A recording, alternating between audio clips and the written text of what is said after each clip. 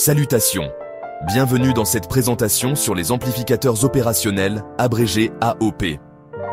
Ces composants électroniques sont fondamentaux en électronique analogique. Historiquement, dans les années 40, les amplificateurs opérationnels étaient conçus pour réaliser des opérations mathématiques dans des calculateurs analogiques. Leur nom en témoigne.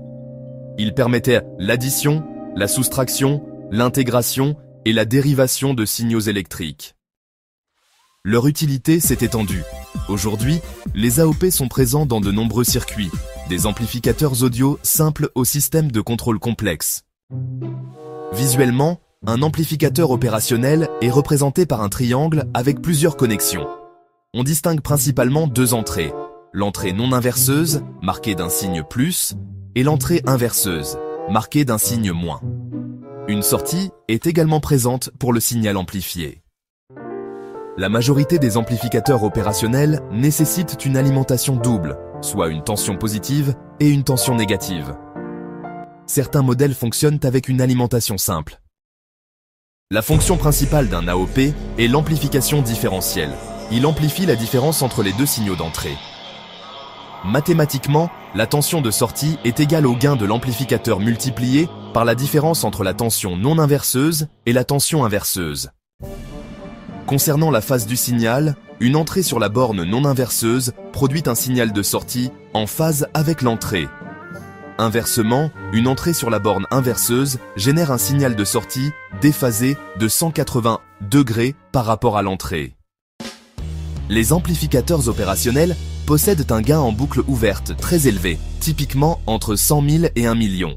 Une faible différence de tension entre les entrées peut donc entraîner une tension de sortie importante. Cependant, la tension de sortie est limitée par les tensions d'alimentation. Ce phénomène est appelé saturation.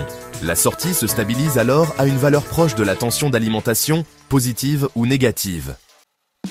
Les applications des amplificateurs opérationnels sont variées. On les trouve dans les comparateurs, les filtres actifs, les oscillateurs et les convertisseurs de forme d'onde. Un modèle simplifié du fonctionnement interne d'un AOP inclut une impédance d'entrée, idéalement très élevée, une source de tension amplifiée et une impédance de sortie, idéalement très faible. L'amplificateur opérationnel idéal présenterait des caractéristiques parfaites. Impédance d'entrée infinie, impédance de sortie, nulle bande passante, infini, gain infini, sortie nulle pour entrée nulle, vitesse de balayage infinie et un taux de réjection en mode commun infini. En pratique, les amplificateurs opérationnels réels approchent ces idéaux sans les atteindre complètement. Ils ont une impédance d'entrée et de sortie finie, un gain élevé mais fini, et peuvent présenter une faible tension de sortie même sans signal d'entrée, appelée tension de décalage. Le choix d'un amplificateur opérationnel spécifique dépend des besoins de l'application. Différents modèles sont optimisés pour divers paramètres.